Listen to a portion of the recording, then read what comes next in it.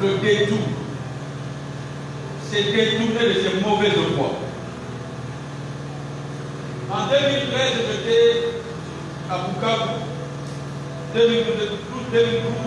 et 2013, j'étais là-bas. Qu'est-ce que j'avais remarqué? Ce n'est pas tout le monde, mais la majorité. Quand tu parles avec quelqu'un, tu ne sais pas s'il est avec toi ou s'il n'est pas avec toi. Je dis bien, ce n'est pas tout le monde qui est comme ça, mais la majorité. Donc tu parles avec quelqu'un,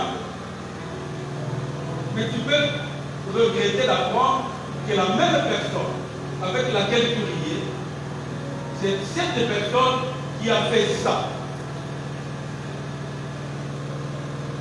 Et tu te dis, tu as du mal à croire. Est-ce la même personne ou pas?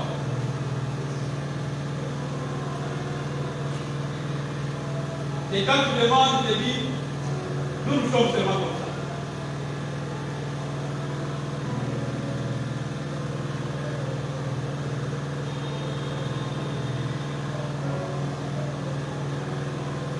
J'ai été dans un autre congrès,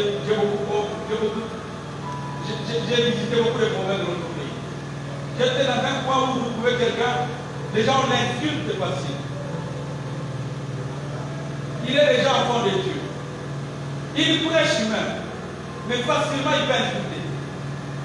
Facilement. Et tu lui frère, dans ta bouche, de telles choses ne peuvent pas sortir.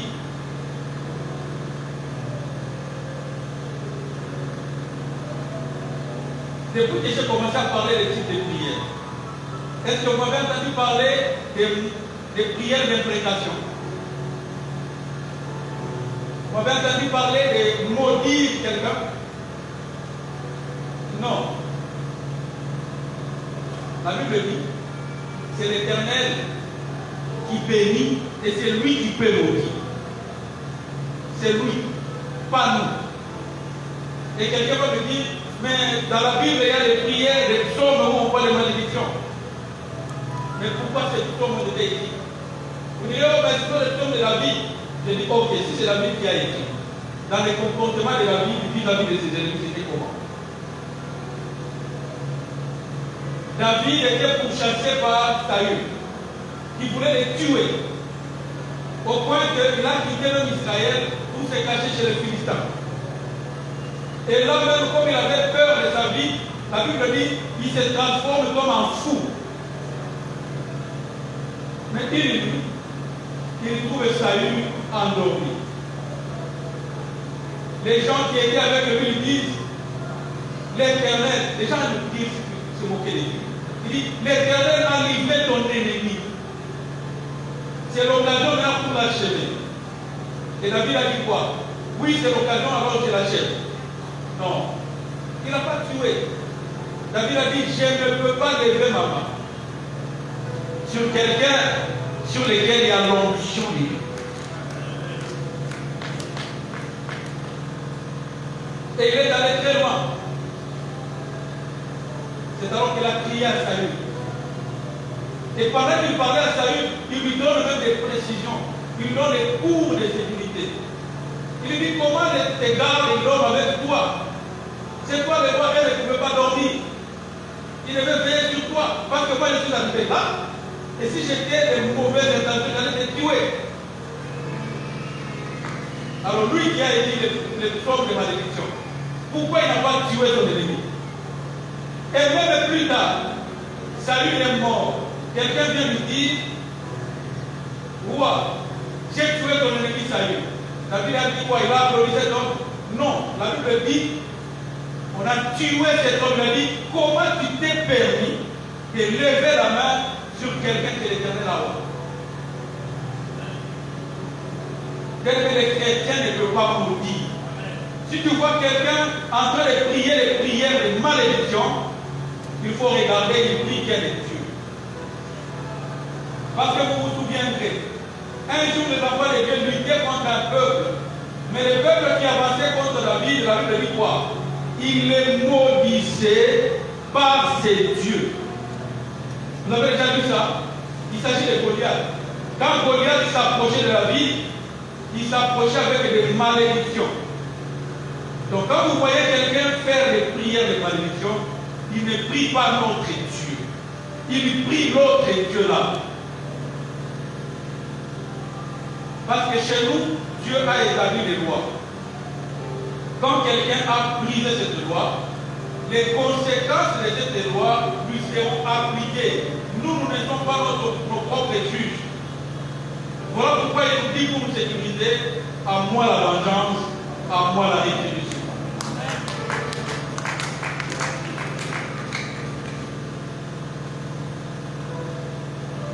J'ai vu les chrétiens en train de prier. Vous voyez les mamans en train de taper les pannes. Gratuitement, on est joyeux. Ça, c'est dans les pratiques qui viennent de la sorcellerie. Ça ne vient pas de notre Dieu. Donc, la scène est aussi marquée. Ça, si ce n'est pas la sorcellerie, mais ce n'est pas chrétien.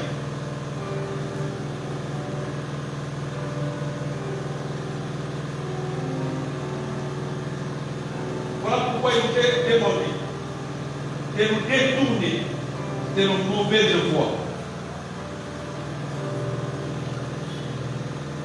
C'est que les chrétiens nous devons savoir. Dans notre racine, l'humanité tout entière, nous sommes des enfants de Dieu d'abord. Mais un jour, il y a un monsieur qui est venu, qui nous a convaincu que notre Dieu ne nous aimait pas parce qu'il nous cachait les choses. Et nous, on a cru naïvement à cette personne, on a dit c'est vrai, notre Dieu nous cache, et on a commencé à suivre cet homme.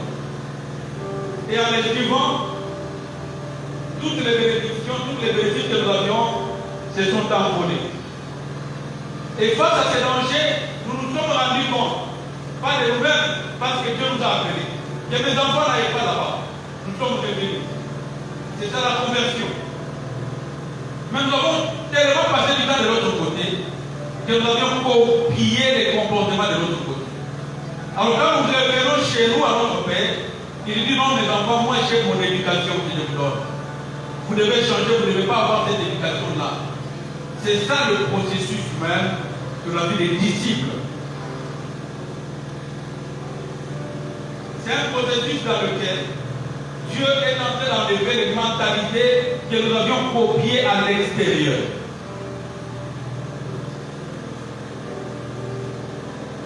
On ne peut pas être disciple de Jésus et mener une vie en dehors des préceptes de Jésus.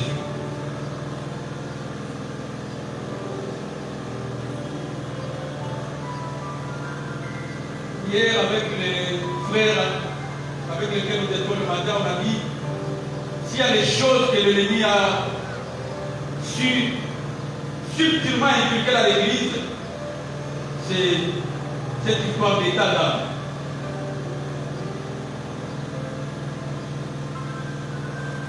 Quand quelqu'un te demande quelque chose, si quelqu'un te dit est-ce que tu connais ton état d'âme?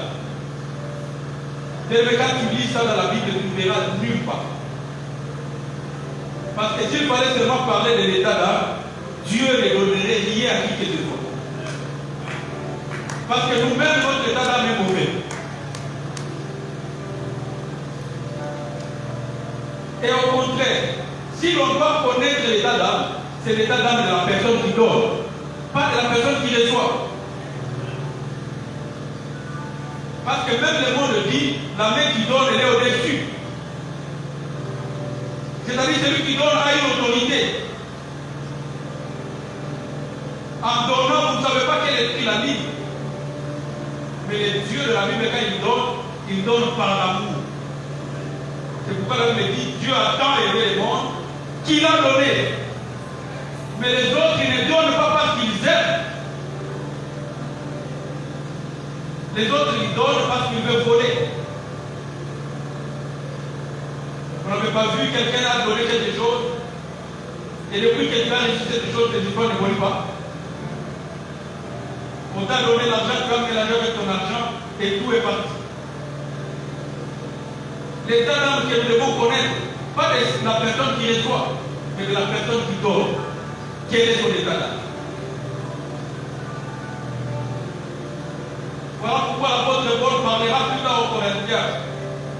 Et même si je peux me laisser brûler par le feu, mais si il n'y a pas l'amour, c'est rien.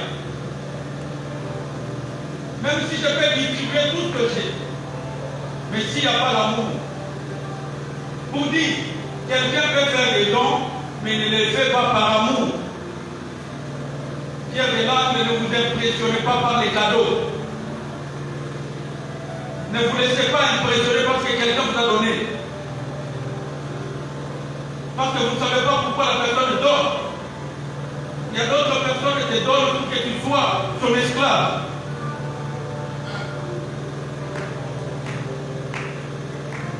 Si on doit chercher les tadas, c'est des personnes qui donnent, ils n'ont que les tadas.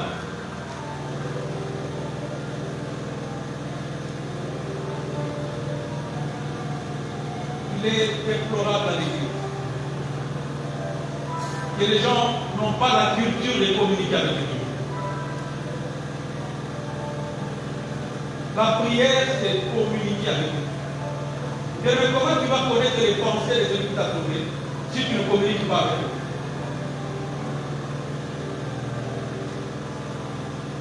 Quel est ce père qui peut être content de passer 1 mois, 2 mois, 3 mois sans parler avec son enfant? Ou ton enfant veut lui parler seulement quand il a un besoin. Quand tu as besoin d'argent, c'est alors que tu t'approches de la personne pour demander. Malheureusement, c'est ce que la plupart d'entre nous, nous avons fait. Nous faisons.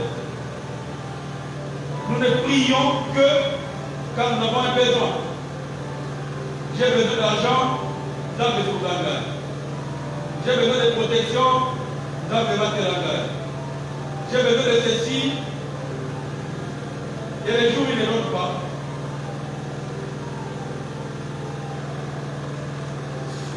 De la même façon, un parent est content de causer avec son enfant, même de l'utiliser. Dieu a toujours été très content que tu entres en prière, pas pour demander, mais juste de causer.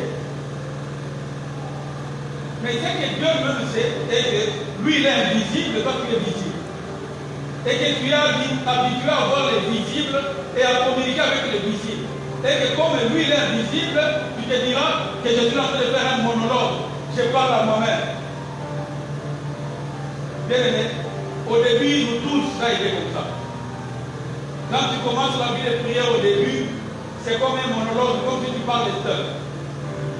Mais plus tu entres dans la profondeur, plus tu entends au bout des fils de l'autre côté, il y a quelqu'un qui est en train de répondre. Quand tu parles, tu entends l'écho, il te dit, je suis là, parlons-en. Tu sais, hier, j'étais à la maison, il y a un couple qui est arrivé. Et pendant que j'ai commencé à parler à ce couple, le Seigneur est en train de me parler de l'homme. Il dit, cet homme est en train de faire ceci à sa femme, ceci à sa femme, ceci. Et l'homme était surpris, l'homme commence à dire à sa femme, c'est toi qui lui as dit. La femme dit, n'ayez dit écouter.